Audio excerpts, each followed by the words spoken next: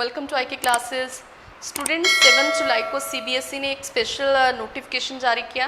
उस नोटिफिकेशन में CBSE ने सिलेबस के साथ रिलेटेड बहुत सारे चेंजेस किए हैं, स्पेशली 2020-21 के लिए, क्योंकि ये क्रूशियल स्टेज है, आप सभी जानते हो। तो आप सभी बच्चे जो हैं वो ऑनलाइन क्लासेस में पढ़ रहे हैं, तो ऑनलाइन क्लासेस में सिलेबस को कवर करना थोड़ा ज़्यादा मुश्किल होता है कंपैरेटिव टू ऑफलाइन क्लासेस में। तो ऑफलाइन क्लासेस में सिलेबस जल्दी कवर हो जाता है। तो 1 ईयर के पीरियड के लिए और जिसमें ऑनलाइन क्लासेस हो रही हैं आपकी, तो सिलेबस कंप्लीट करना थोड़ा मुश्किल हो रहा था। तो इसलिए CBSE ने सिलेबस को रिड्यूस किया है और बहुत सारे स्टूडेंट्स ये मान के चल रहे थे कि 30% सिलेबस जो है वो रिड्यूस हो जाएगा। तो क्या CBSE ने 30% सिलेबस रिड्यूस किया है या नहीं किया है? तो हम बात कर रहे हैं इकोनॉमिक्स के सिलेबस की, स्पेशली +2 क्लास के लिए। क्या ये सिलेबस 30% रिड्यूस हुआ है या नहीं हुआ है? Let's see it.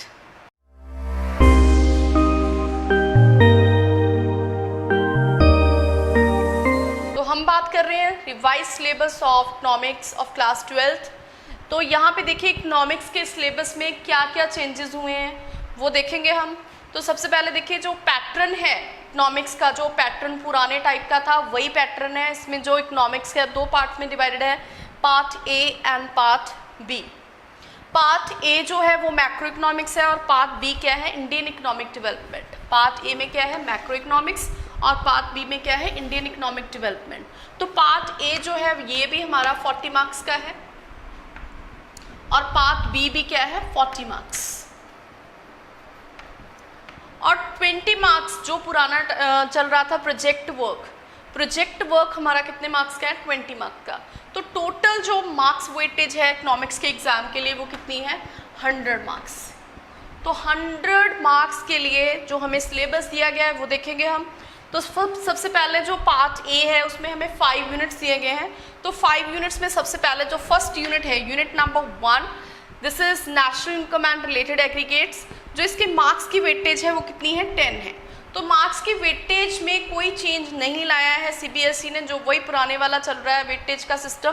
तो 10 मार्क्स की वेटेज में हमारा आ रहा है national income and related aggregates.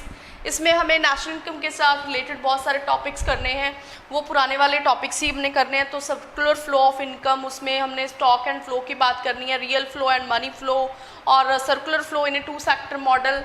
Specially हम बोल सकते हैं basic concepts of macro economics, factor income, transfer income, final goods and intermediate goods का डिफरेंस, इसी तरह से डेप्रिसिएशन, इन्वेस्टमेंट, ये सारे टॉपिक्स हमने करने हैं।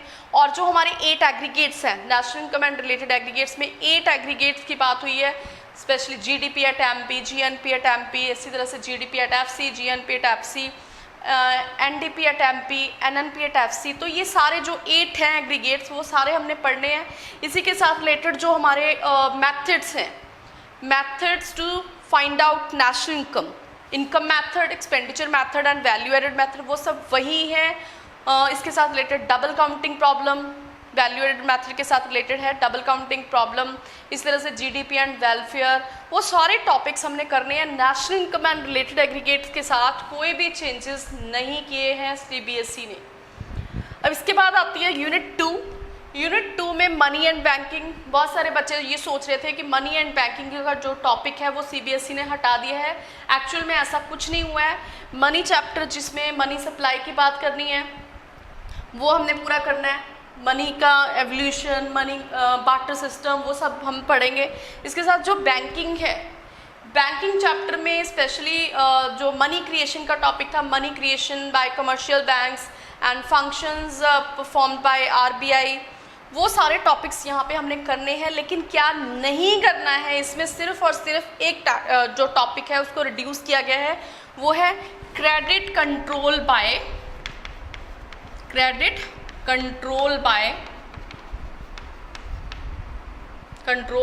RBI या सेंट्रल बैंक भी बोल सकते हैं।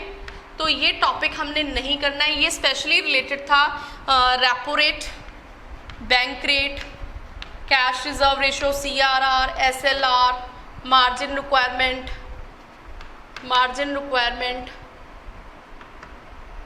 तो ये सारे जो टॉपिक्स हैं ये CBSE ने रिमूव किया है।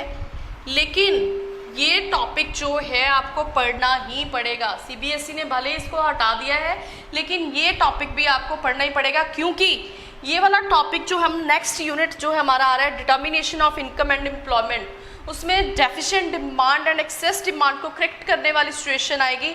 तो करेक्ट कैसे करना है वो इन्हीं की हेल्प से करेक्ट होगा।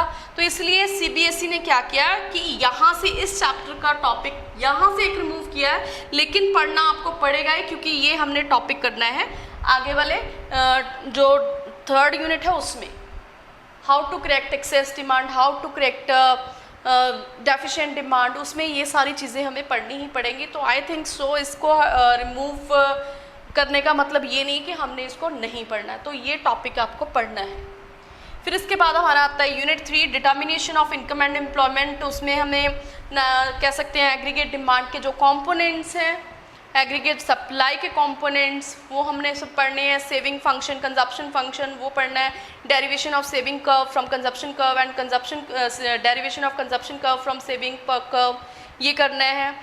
स्पेशली जो मोस्ट इंपॉर्टेंट टॉपिक है that is investment multiplier, income determination कैसे होती है बाय ईडीएस अप्रोच एंड एस&आई अप्रोच, वो सारे टॉपिक्स हमने पढ़ने हैं। Excess demand and deficient demand की सिचुएशन को हमने पढ़ना है। तो यूनिट 3 में भी कोई चेंजेस नहीं किए हैं सिलेबस में। फिर इसके बाद आता है unit number 4 government budget and the economy. Government budget and the economy में ये हमारा 6 मार्क्स की वेटेज का है, और determination of income and employment हमारा 12 मार्क्स की वेटेज का है। तो सबसे इम्पॉर्टेंट टॉपिक जो 3rd यूनिट है ये बहुत इंपॉर्टेंट है। Government budget and the economy जो है वो 6 मार्क्स की वेटेज में है, तो ये एक ही चैप्टर है। तो इसमें ऑब्जेक्टिव्स ऑफ गवर्नमेंट बजट वो करने हैं हमने। तो components of government budget specially जिसमें उसमें revenue receipts, capital receipts, revenue expenditure and capital expenditure की बात करनी है, और इसमें डेफिसिट्स की बात करनी है, वो सब इस चैप्टर में है। तो ये चैप्टर आपको फुल फ्लेश्ड करना है, कोई भी टॉपिक आपने इसमें से नहीं छोड़ना है। फिर इसके बाद unit 5 that is balance of payment, this is very important. तो ये भी 6 मार्क्स की वेटेज में है। इस चैप्टर में से 2 छोटे छोटे टॉपिक्स जो हैं वो रिमूव किए गए हैं। एक तो आपने deficit in balance of payment नहीं पढ़ना है, deficit in balance of payment नहीं पढ़ना है, और साथ ही how can we determine foreign exchange rate in a free market, वो टॉपिक भी हमने नहीं पढ़ना है। How foreign exchange rate is determined under free market, ये टॉपिक भी सीबीएसई ने क्या कर दिया है, रिमूव कर दिया है। तो इस टॉपिक को भी आपने नहीं करना है।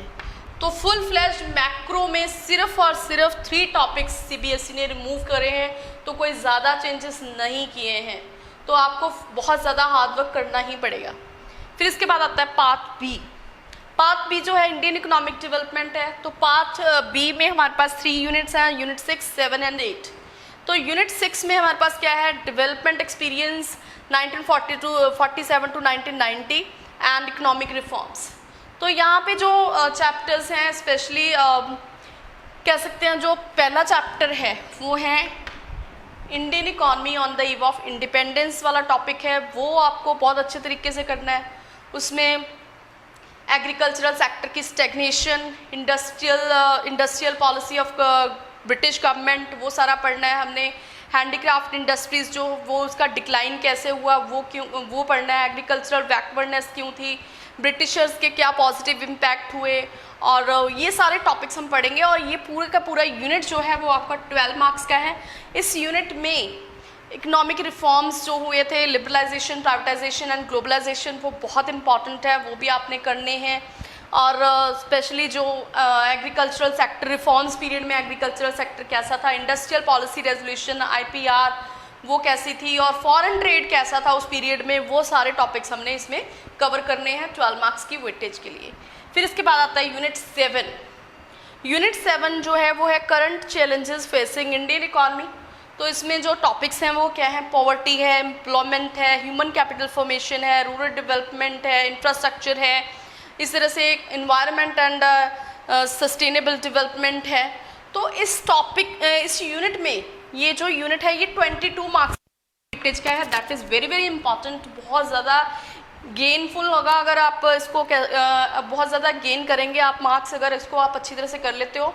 तो इसमें जो हमारा जो सीबीएसई ने सिलेबस रिमूव किया है उसमें जो हमारा ह्यूमन कैपिटल फॉर्मेशन वाला चैप्टर है, ह्यूमन कैपिटल फॉर्मेशन वाला जो चैप्टर है उसमें एजुकेशन के ऊपर जो टॉपिक था वो सारा का सारा सीबीएसई ने रिमूव कर दिया, हटा दिया है उसको, क्योंकि ये टॉपिक बहुत कुछ कवर कर रहा था। इसमें इंडिया का जो एजुकेशन फील्ड था, मतलब इसमें elementary education, secondary education, higher education और प्राइमरी एजुकेशन कितनी थी, उसके साथ रिलेटेड बहुत सारा डाटा लर्न करना पड़ता था। तो चैलेंजेस क्या क्या थे वो सारे क्या कर दिए सीबीएसई ने, रिमूव कर दिए।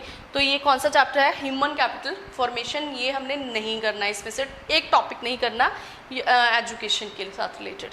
फिर इसके बाद जो हमें नहीं करना है वो दूसरा टॉपिक है हमारा रूरल डेवलपमेंट में से नहीं करना जो वो है हमारा ऑर्गेनिक फार्मिंग। ये बहुत इजी सा टॉपिक था, तो ये भी सीबीएसई ने रिमूव कर दिया ऑर्गेनिक फार्मिंग के ऊपर।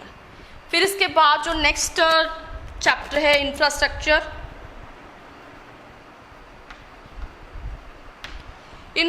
चैप्टर में से सीबीएसई ने रिमूव किया है एनर्जी वाला टॉपिक। तो एनर्जी वाला टॉपिक जो है पूरे का पूरा रिमूव किया गया है, बाकी सारे टॉपिक्स एज इट इज़ हैं, वो सब आपने पढ़ने ही पढ़ने हैं। तो यहाँ पे जो 7th यूनिट है उसमें से सिर्फ और सिर्फ 3 टॉपिक्स जो हैं वो रिमूव किए गए हैं। तो मार्क्स की वेटेज वही रहनी है 22 मार्क्स।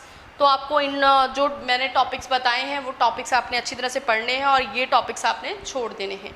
फिर इसके बाद आता है हमारा unit number 8। This is very very important. ये 6 मार्क्स की वेटेज का है और ये क्या है, development experience of India, comparative study of India, China and Pakistan. तो इस टॉपिक में से, इस चैप्टर में से आपको 6 मार्क्स की वेटेज के क्वेश्चंस पूछे जा सकते हैं। तो ये चैप्टर आपने बहुत अच्छे तरीके से पढ़ना है, ठीक है जी। तो ये तो हो गया हमारा 40 और 40 80 मार्क्स के लिए paper.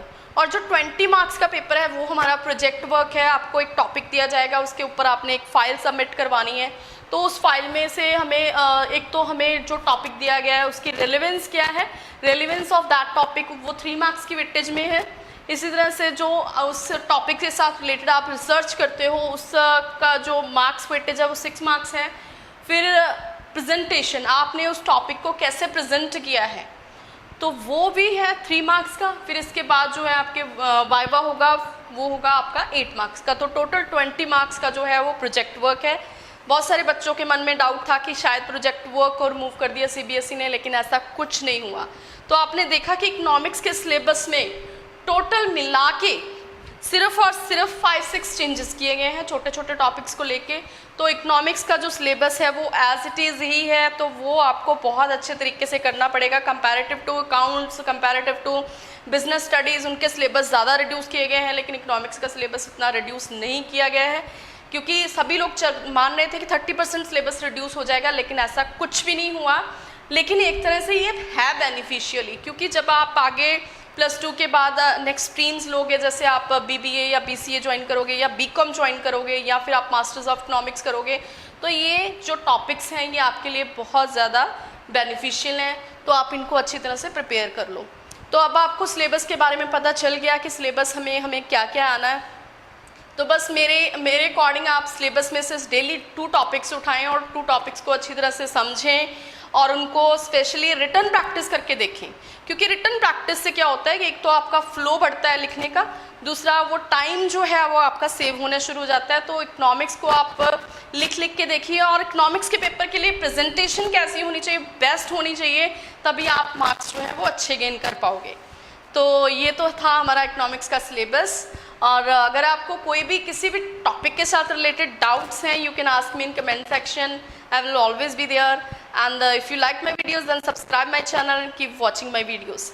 Students, please share this video with your friends, because अगर इससे क्या होगा कि कुछ टॉपिक्स बच्चों ने सोच के मन में बिठा लिए थे कि ये टॉपिक्स हट गए हैं, ये टॉपिक्स कुछ बच्चे सोच रहे थे मनी एंड बैंकिंग का पूरा टॉपिक हट गया है, और कुछ बच्चे सोच रहे थे कि इसमें से जो पॉवर्टी का चैप्टर है वो रिड्यूस हो गया है या अनएम्प्लॉयमेंट रिड्यूस हो गया। तो ऐसा कुछ भी नहीं हुआ। तो उन बच्चों को भी भी पता चल जाएगा, तो उन बच्चों का भी ज़्यादा से ज़्यादा प्लीज़ शेयर कीजिए। Thank you so much.